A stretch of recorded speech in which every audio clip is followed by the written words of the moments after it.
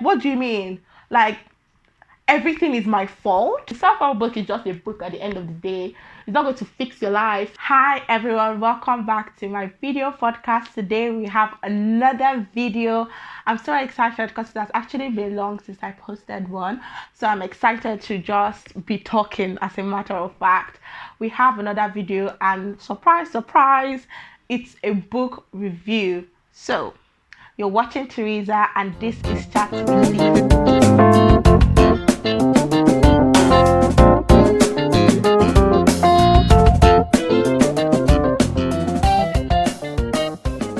So today our video is a book review. No surprise there, of course, but I feel like the book that I'm reviewing is a surprise to me and might be a surprise to you. So the book of the week is The Subtle Art of Not Giving a Fuck. Try not to swear on this channel. I'm sure I've already failed. By Manson. So let's get into it. So Manson is an American self-help author, and I don't know why, for any reason, I have decided to read a self-help book. Like, it's definitely not my thing. I like going into la la land in my books. Reading is an escape for me, and I was just like, I don't know why I'm reading this, but it was a short book, and I decided, like, why not just push myself to read something outside my comfort zone. Manson is best known for two books. Everything is Fucked and The Subtle Art of Not Giving a Fuck. Try not to try not to swear, because I don't know how to edit a swear word, how to do I feel like it should be easy, so I would learn that, but I don't know yet. Let's go. Okay, where to get this book now? I don't know about you, but getting this information for me is hard. I kind of look at where the book has been published, but then again, I'm sure you can get it anywhere else. But you can also get it on this website in Nigeria called Roving Heights. I just came across it and I can't wait to order from it. Right now, The Subtle Art of Not Giving a is out of stock, but you can surely like look out for it. Then I'll try and be linking the books to where I get them down below, so check the description box to see if I linked it actually, and then get your copy of A Subtle Art of Not Giving it and have a nice read. Let's dive into the book.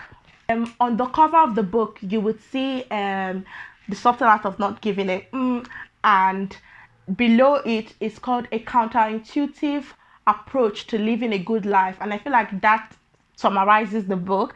Like, obviously Manson, being the writer, would obviously have the best summary of what the book is like, and I feel like, yeah, that summarizes what the entire book is about. I would like to think your regular self-help book. In the book he says, like, this is not your regular self-help book, but as a new person to the world of self-help, I can imagine that all self-help books are like this. And if they are not, maybe they're a little bit lacking then, because this book was actually not that bad. Okay, I thought this book was going to be cheesy and full of common sense. Like, in my head, I'm like, who needs self-help books? Like, who needs it? Everybody has common sense. Come on, and you have friends and family, so go to friends and family and get good advice. Like, why do you need to buy a book, a whole last book, and start getting help from the book? But even as somebody that I think I have common sense, I read the book and I thought, okay, yes, it actually has one or two messages, and I feel like that's why self-help book is a thing. You might know some things, but it helps for somebody to reiterate it or articulate it in another manner and bring it back to you, and you can have that light bulb moment and possibly fix your life. Yeah, so I'm just going to talk about things I learned from the book. I don't know exactly how to do a book review per se of a self-help book, but I'm just going to talk about points that I picked up. Now, as I was reading, I was highlighting, and gosh, I highlighted a lot. So I had to now bring that a lot down and then give it to you guys. So Yes, welcome to a therapy session with Chats with T. Let's fix your life, make you better, make you more responsible. Like, this is a counterintuitive approach to having a good life. Who doesn't want to have a good life? Now, the most important thing that Manson talks about in this book, like the most, for me anyways, my biggest takeaway is a chapter that he called the responsibility fault fallacy. And I've heard this thing like everything that happens in your life, you should take responsibility for it. For me, it's such a bullshit statement. But McManson like clearly like states it. I like how he did the responsibility fault. Like it might not be your fault, but it's still your responsibility. A very, very big example now. Final year in my university, I was trying to get a graduate job at the same time trying to pass with good grades, of course. And after I didn't get a graduate job, I'm currently doing NYSC. Afterwards, I was like, it's because I'm an international student and UK visa laws are very strict, which is very true. Yeah, you can blame the UK like, oh, they're taking international students' money and they're not really giving them enough job opportunities so that they will build their CV before they return to their country. Essentially, international students choose the UK because of their good education and to get an advantage back home. So they are not really giving them the opportunity to solidify that advantage and then go on to actually be successful individuals. You can say that the UK is at fault for that. But then at the same time, when I think about that period, I remember when I was applying to Shell and I was also applying to two companies at the same time. One was a construction company, but it was like a project management role. And another one was some other business company. And I was so caught up with the Shell one. I was just like, I used to daydream. I'm like, hey, when people ask me, oh, what do you do? I'll be like, I work in Shell. And they're like, how old are you? I'll be like, I'm 20. My identity for those 2 weeks that I was finishing my application was I was going to be a 20-year-old Shell graduate job person. Like I didn't care. I was so caught up in the Shell one that the other two applications actually felt like I didn't put enough energy in them.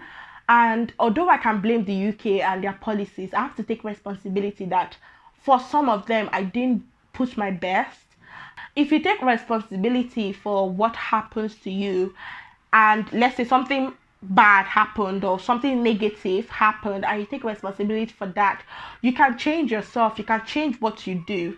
But if you blame nature, if you blame other people, you can't control other people, you can't control what nature would give out to you, but you can control what you do. So if you're taking responsibility and you're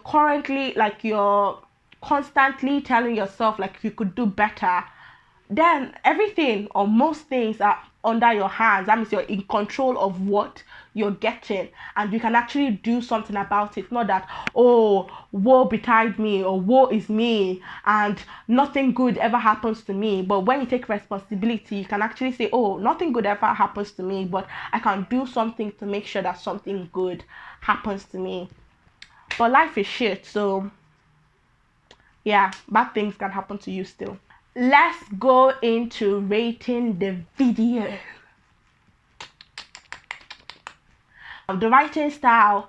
For a self-help book, I would actually give it a high rating on the writing style because, wow, like I didn't expect it. So I'm going to give it a 2 out of 2.5. For relatability, relatability is understanding. I understood virtually every point that he was trying to make. And I would also give that a 2 out of 2.5. There were times that I definitely thought, what could that mean? But he later explained it. But I know there were times I was confused for a paragraph or two. Then entertainment. This didn't entertain me at all. It might have helped me, but it wasn't entertaining. So we're going to give it a 1 out of 2.5. And then value added definitely adds value. So we're going to give it a 2 out of 2.5. Overall, this book gets a 7 out of 10 stars. So yay, Manson, for giving us a nice, not so hard to take self-help book. and allowing us to reevaluate our life and values and change for the better. Okay guys, thank you for watching. Please subscribe if you have been watching my video and you have not been subscribing. Subscribe. Thank you. God bless you. Have a nice day. This is Teresa and you're watching Cat TV.